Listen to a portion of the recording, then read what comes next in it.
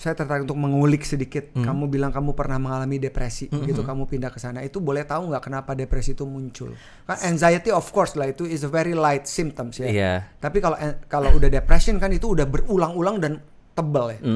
Boleh tahu? Sebenarnya udah lama banget sih, cuman kayak undiagnosed aja selama ini. Jadi kayak antara undiagnosed dan juga kayak akunya juga kayak mengabaikan sisi itu, karena kan satu masih banyak stigma kan, kayak kesannya kenapa gila, kesannya gila, kalau nggak cemen banget kan, suka digitu-gituin kan. Akhirnya waktu sana tuh kompleks banget sih. Waktu itu kan 2021 tuh beneran di diagnosisnya. Kan waktu itu aku pindah 2019 ke sana. 2020 kan COVID kan. Jadi kuliah baru 6 bulan, tiba-tiba COVID, stres lah gitu. Mana lagi ngejalanin riset, dan riset aku tuh kebetulan lab based, harus ke lab dan harus ngundang orang. Ya aku waktu itu penelitian pakai EEG, kan harus berjarak dekat sama orang kan. Jadi nggak boleh, ya nggak bisa itu jarak yang 6 feet apart tuh nggak mungkin bisa ngelakuin riset. Waktu itu udah kayak, ya udah hampir karena udah setengah jalan, jadi masa iya gue harus ganti riset, kan males ya gitu, harus bikin proposal baru segala macam, itu udah stres lah. Berikut tinggal di sana kan sendirian kan. Aku pikir aku tuh tipe orang yang nyaman sendiri. Kalau di Jakarta aku nyaman sih, tapi pas beneran sendiri nggak ada siapapun yang that I can rely on tuh kayak, oh my god, ini rasanya alone yang lonely tuh kayak gini rasanya gitu. Plus COVID juga aja kan harus di kamar doang, waktu itu bener-bener nggak boleh keluar rumah kan. Terus apa lagi ya? Dan kayak udah banyak, karena udah undiagnosed aja kali udah lama, jadi kayak numpuk akhirnya meledak lah gitu pas tahun 2021. Dan juga waktu itu sempet kerja part time di satu coffee shop itu, cuman itu tempatnya tuh kayak toxic banget, dan itu kayak bikin bikin semuanya jadi runyam lah. Akhirnya kayak mengalami mental breakdown. Akhirnya I seek help, dan untungnya di sana juga kan akses untuk kesehatan mentalnya lebih bagus lah gitu dibanding di sini. Jadi untungnya dapat bantuan yang lumayan tepat dan juga cepat waktu itu. Itu juga yang kamu lakukan di Instagram kamu berbagi tentang isu mental health yang sekarang diperlukan oleh semua orang. Betul, iya. Kan mental health, dan isu mental health itu kan nggak cuma buat orang yang mengalami gangguan kesehatan mental kan, buat semua orang sebenarnya kan. Bisa membantu produktivitas, meningkatkan hubungan interpersonal juga gitu kan. Ya itu biar nggak stres juga sehari-hari, apalagi tinggal di Jakarta gitu banget. Kan ya. Nggak mungkin nggak stres gitu. Nah kalau kita ngomong tentang managing our stress level, terus kan tadi kamu sempat juga ngomong kamu orangnya overthinking. Kan ada dua tipe orang yang saya tahu ya.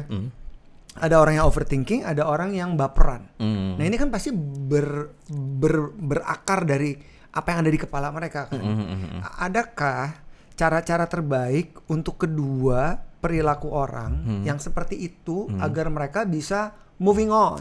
Kayak kamu ya you seeking for the right recipe gitu from the right person yang bisa advice kamu untuk supaya kamu bisa keluar dari trauma atau pengalaman-pengalaman atau perasaan stres yang berkelanjutan dan sudah menumpuk. Sebenarnya itu kembali lagi, kita ngomongin overthinking dulu deh. Sebenarnya buat dua grup ini sebenarnya caranya bisa sama aja sih, karena kan itu kuncinya adalah kan regulasi emosi kan. Jadi bagaimana kita bisa meregulasi emosi, atau gampangnya to manage our stress level lah gitu. Dan banyak cara-cara yang praktis yang bisa dilakukan, tapi baik lagi kan kita juga ada individual differences kan. Setiap orang pasti beda-beda, jadi there's no such thing as one size fits all kan. Mungkin what works for me doesn't work for you gitu kan.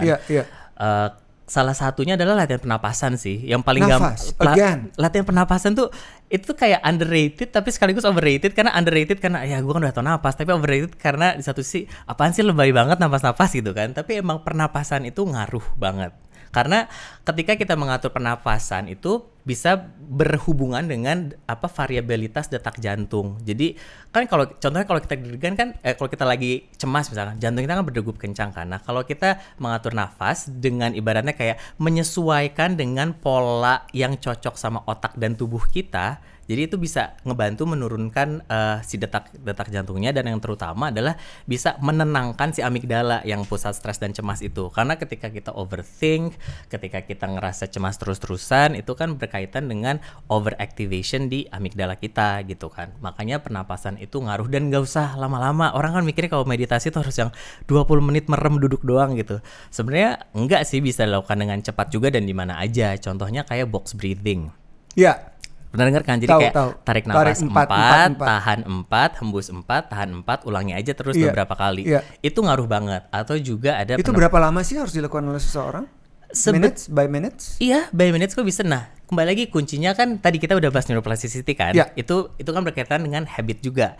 Jadi baiknya supaya kita bisa meregulasi emosi kita dengan lebih cepat adalah kita lakukan itu berkala. Jadi misalkan ketika kita nggak lagi stres, ketika kita lagi dalam kondisi yang baik-baik aja ibaratnya, lakukan kayak latihan itu. Ya, Jadi that's box breathing. iya, jadi begitu kita perlu, kita tuh switch-nya cepat gitu. Oke, this is ini sama aja kayak habit jadinya kan. Iya. Jadi kayak kalau nggak kayak ibaratnya orang latihan belajar martial arts. Ketika dia kan latihan ketika nggak ada ancaman kan, tapi ketika beneran harus ada kondisi atau situasi yang mengancam, dia langsung bisa kan untuk melawan atau untuk membela dirinya. Sama kayak dengan pernapasan juga. Jadi pernapasan itu nggak yang misalkan orang kan suka datang ke, nggak salah kayak orang datang ke acara pelatihan mindfulness kayak cuma seminggu sekali, it's okay, itu bagus, tapi baiknya memang dilakukan berkala. Itu pun yang aku lakukan ketika aku yang pas mental breakdown, aku lakukan latihan pernapasan yang rutin dan meditasi yang rutin juga gitu. Jadi selain si 4-4-4 itu yang si box breathing atau 4-7-8. Tarik napas 4, tahan 7 hitungan, buang 8 hitungan.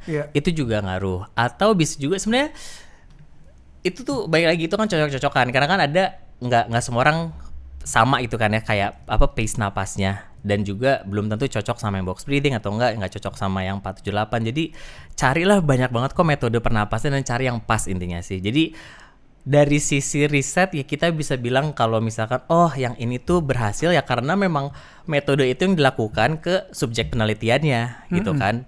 Kecuali memang ada penelitian meta-analisis yang membandingin antara si 4-7-8, si box breathing, kalau nggak si yang lain-lainnya gitu. Itu bisa dilihat juga, tapi nggak ada yang mau juga karena setiap orang beda-beda treatmentnya. Jadi emang you have to find the right one for you gitu. Emang dengerin badan kita gitu. Kalau misalkan kesulitan banget di 4-7-8 karena kan nahan napasnya 7 detik tuh mungkin terlalu berat ya cobain box breathing. Kalau enggak hitungannya dikecilin dan nanti over time di-increase aja gitu pelan-pelan. Baik lagi ini kan habit. Kita kan ngelatih otak kita dan ngelatih badan kita gitu. Berarti si box breathing ini apapun metodenya akan membantu orang untuk punya self awareness. Iya. Karena kan tujuannya kalau misalnya kita overthinking, kalau ngebaperan itu kan kita sibuk sendiri di pikiran kita kan. Iya. Nah, ketika kita melakukan pernapasan itu kan ibaratnya kita menarik diri kita ke badan kita lagi kan. To be present gitu kan. Nah, tujuannya itu aja sih. Jadi supaya kita nggak sibuk sama pikiran yang ngawang-ngawang itu, tapi kita balik ke badan kita. Atau apalagi ya, meditasi juga kan nggak harus diem kan Mas sebetulnya. Doing something that we like, itu kan juga meditate. Betul, as long as you do it mindfully dan fokus dan juga atensinya penuh gitu kan, itu pun udah menjadi kegiatan meditasi gitu. Bisa meditasi bergerak gitu istilahnya. Bisa nari Jawa, bisa nari hip hop pun itu bisa, nggak harus tenang, cuman selama kita fokus dan kita benar-benar immerse in that activity, itu udah termasuk meditasi juga gitu. Selama kita nyaman melakukannya gitu. Dan setiap orang punya, kan si amigdala ini juga kayak fight and flight ya. Is it right? Iya. Kapan kita bisa melawan itu, kapan kita ignorance. Betul ya? Iya, jadi sebenarnya kan si fight or flight itu kan reaksi, balik lagi ini reaksi yang kompleks antara amigdala dan prefrontal cortex kan. Jadi kalau misalkan si prefrontal cortexnya kayak ibaratnya lagi tidur gitu dan si amigdalanya kayak overpowering, bisa terjadi itu gitu. Bisa terjadi kayak kita tuh harusnya ngapain. Nah, biasanya si fight or flight itu ketika si amigdala udah mendeteksi ada ancaman misalkan gitu, terus si prefrontal cortex lah akhirnya mikir, gue harusnya ngapain ya? Apakah gue harus kabur? Apa gue harus menghadapi? Atau gue malah nge-freeze? Sekarang kan ada juga kan flight or freeze gitu betul. kan. Ya itu amigdala memang berperan penting bagaimana kita bereaksi terhadap suatu ancaman. Dan ini juga ancaman nggak cuman ancaman fisik ya, tapi kan kayak dapat email dari bos gitu kan tiba-tiba deadline-nya dimajuin. Itu juga kan suatu ancaman kan, sebenarnya ancaman kayak bikin kita stres gitu kan. Cuman amigdala tuh nggak bisa ngebedain, bukan dia nggak bisa ngebedain. Reaksinya akan sama aja gitu ketika kita ngelihat singa takut sama dapat email deadline-nya dicepetin gitu.